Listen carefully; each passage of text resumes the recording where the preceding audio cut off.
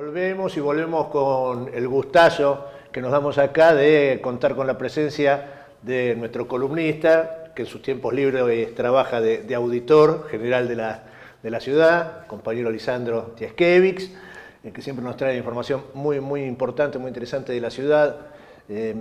Hoy, bueno, ¿no? Repasando, estuvo presente en varios ítems la ciudad en el programa, todo lo que es el desastre presupuestario, la asignación, la subejecución. Pero hoy queremos hablar con Lisandro, a quien le damos la bienvenida, sobre algo que es muy preocupante, que tiene que ver con la alimentación de nuestras pibas, de nuestros pibes, pero de los sectores más vulnerados y de los que reciben alimentos a través de la distribución del Estado, que debería ser el encargado de controlar la calidad de lo que distribuye. Así ¿Eso está pasando, es, Lisandro? así es, Milciades. Como bien lo decís, primero un saludo a toda la audiencia Urbana TV, que siempre me gusta saludar en las columnas, pero es como vos decís, se trata de la alimentación de nuestros pibes, de los más chiquitos de nuestros pibes, ¿no? Porque nosotros hicimos un informe sobre los CPI, los centros de primera infancia. Y como bien decías vos, de los más chiquitos de nuestros pibes, los de primera infancia, ¿sí? Aquellos que tienen menos de 6 años, en realidad tienen menos de 4 años, eh, y que están ya vulnerados. Los CPI, los centros de primera infancia, fue una política que desarrolló el gobierno de esta suerte de guarderías, ¿no? O de centros de atención a los niños más chiquitos por fuera del sistema educativo. Nosotros tenemos por constitución, ¿sí? Y por ley que la educación obligatoria es desde los 4 años, ¿no? Y que debía haber una educación integral desde los 45 días hasta la universidad, ¿sí? Ahora, el gobierno de la ciudad en determinado momento entró en una crisis de vacantes y no podía darle a niños de entre 45 días y la edad preescolar primero, que eran los 5 años, primero fueron los 6, la edad de ingreso a la escuela primaria, después la preescolar, que eran los 5, después la obligatoria, que eran los 4, no le podía garantizar vacantes en el sistema educativo. Y entonces, en vez de encontrar alguna solución dentro del sistema educativo, con las escuelas de educación inicial y demás, lo que hizo fue derivarlo al sistema de desarrollo social y armar los centros de primera infancia. Centros de primera infancia que, ojo, hacen un laburo importantísimo. Sí, claro. Digo, son en general conveniados con organizaciones territoriales, con organizaciones de la sociedad civil que le ponen todo el amor y todo el cuerpo a la atención de esos pibes. Digo, cuando yo soy muy crítico de toda la política de los centros de primera infancia, pero quiero dejar bien claro que no estamos criticando el funcionamiento de los CPI, donde las organizaciones le ponen el lomo a cubrir aquello que el Estado no está cubriendo como debiera a través del sistema educativo formal. Claro. ¿No? Y de acuerdo a lo que dice la ley. De acuerdo a lo que dice la ley y la Constitución. Digo, digamos, entonces, y ahí hubo hace muchos años ASIG, una asociación que promueve los derechos humanos de todas las porteñas y los porteños y demás. Sí, la Asociación por la Igualdad y la Justicia. Hasta la Asociación por la Igualdad y la Justicia llegó hasta el Tribunal Superior de Justicia de la ciudad, con un amparo por esas vacantes que faltaban, y finalmente la justicia dijo, bueno, si están en el centro, si tienen vacante en el CPI, hasta los 4 años está bien. A partir de los 4 años, que es la educación obligatoria, tiene que entrar en la escuela.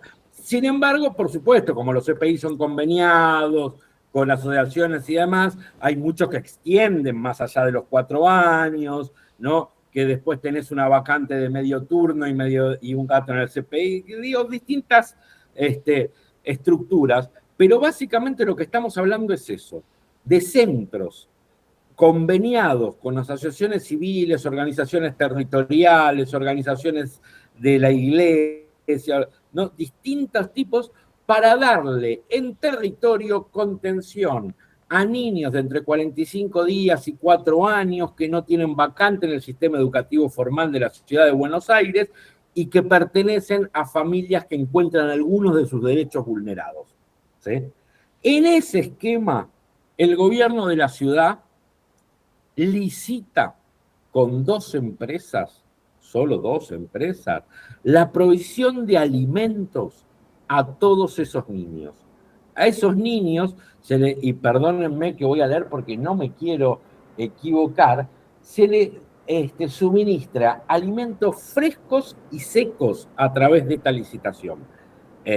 ¿Sí? Son 2 empresas que deben proveer los alimentos en cada uno de estos centros de primera infancia. Lo primero que nos encontramos, que nos llama la atención, es que el 98% del presupuesto que maneja la dirección general que lleva adelante esta política se va en el pago a las empresas. Entonces, ahí lo primero que dijimos, pero ¿qué pasa acá? Si solo el 2% del presupuesto no va en el pago de la licitación, ¿quién controla? ¿Cómo le pagamos a los que tienen que controlar que la empresa cumpla? No tenemos ni personal, ¿no? Y cuando vamos a ver, efectivamente, el 2% restante se va en resmas de papel y personal de conducción, porque el Estado no realiza controles por mano propia. El Estado lo que hizo fue incluir en la propia licitación que las empresas se tienen que autocontrolar, que la propia empresa que me entrega los medicamentos tiene que ella seleccionar las muestras, mandarlas a un laboratorio, hacer que el laboratorio le diga si los alimentos que entrega están en condiciones de ser consumidos por seres humanos y presentarle al gobierno de la ciudad ese informe. Y el gobierno de la ciudad, en vez de verificar y controlar qué mercadería se le está dando a nuestras niñas y niños en los CPI, lo que hace es un mero pasaje administrativo de papeles donde tilda que efectivamente me trajeron un informe elaborado por un laboratorio privado al que la empresa que está siendo controlada le pagó para que haga el informe. No, un escándalo. Este es el escenario en que nos encontramos. No un escándalo. No, el problema no es que sea escandaloso, que lo es. El problema es que está en riesgo la salud de los pibes y de las pibas. O sea, claro. Hoy mismo, en línea con esto que planteas, esta investigación, esta auditoría que hicieron, hoy mismo sale la noticia de la detención de 2 funcionarias del área de salud de ANMAT a nivel nacional, vinculadas con centenares de muertes por el caso de fentanilo, justamente por este sistema, este mecanismo que vos estás describiendo acá con los alimentos. Es así, es un mecanismo donde ya no es que al zorro se le da la llave el gallinero, digamos, es más fuerte. El zorro es el administrador del gallinero. El zorro contrata a quien lo controla, ¿no? Entonces, para saber si el zorro se comió un huevo de más, lo que hacemos es contar los huevos y al que cuenta los huevos lo paga el zorro. Entonces viene y nos dice, no, está todo bien. Pero peor aún, porque cuando nosotros vamos y decimos, bueno, esto es una locura, pero así está armada la licitación, veamos cómo funciona. Cuando vamos y lo vemos, ¿con qué nos encontramos? Con que aún así las empresas no cumplen con la cantidad de controles que el pliego decía que tenían que cumplir. Bueno. Y entonces, ellos mandan muestras de la comida que utilizan y que le entregan a los niños cada muchos meses. Tenés un control a principio de año, tenés un control por septiembre, y en el medio no hay ningún control de bromatología de qué están comiendo los pibes. Eso que debería ser razonablemente un control constante, digamos. Debería ser un control constante. Vos podés decir, bueno, reparten alimentos frescos y secos. Los alimentos secos vienen envasados, tienen una fecha de vencimiento, está bien. Podemos hacer un control medio laxo, controlar que los proveedores son correctos, que las partidas que compran están bien, y más o menos ya los controles de bromatología de esos alimentos están en la planta productora. Perfecto, no hay problema. ¿Y con los frescos? Nosotros tenemos que tener un control periódico, cotidiano, diligente, de que el circuito de adquisición y distribución de alimentos frescos es el correcto, que le compro a proveedores que tienen una rotación razonable de los alimentos que venden, de tal manera de que no me están vendiendo alimentos que pasaron muchos meses en cámara, no es que se estoquean en marzo, lo meten todo en una cámara frigorífica y me lo van dando a lo largo del año, ¿no? ¿Cómo controlo eso? Eso lo controlo si yo periódicamente mando inspectores a ver cuáles son los alimentos que están entregando. Bueno, no mando inspectores. Le digo a la empresa, autocontrolate, vos periódicamente presentame informes de terceros a los que vos les pagás que digan que lo que estás presentando está bien, ¿no?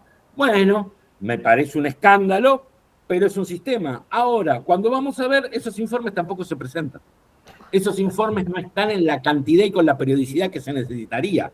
Entonces, yo dejo que el que vende se autocontrole, pero además lo dejo que no se controle. Claro. Decidia todo eso. Y esto está sucediendo, como vos bien decías al principio, con los CPI. Nos está sucediendo con aquella política direccionada a la contención en un mecanismo institucional de los niños y niñas más pequeños de familias que ya tienen sus derechos vulnerados, que el Estado ya reconoció que tiene algún derecho que no está pudiendo acceder por su situación socioeconómica, ¿sí? A esas familias es a las que les estamos dando a sus hijos e hijas menores, a los que ya les negamos una vacante en el sistema educativo, además les estamos dando de comer alimentos que no están controlados. Lisandro Tiaszkiewicz, bueno, la desidia ad infinitum en esta ciudad que alguna vez el Papa Francisco dijo cuando era Bergoglio, esta ciudad que no ha llorado lo suficiente, la pérdida de vidas humanas por situaciones análogas a estas, de delegar el control. Abrazo grande. Así es. Un abrazo grande y un saludo a toda la audiencia. Gracias.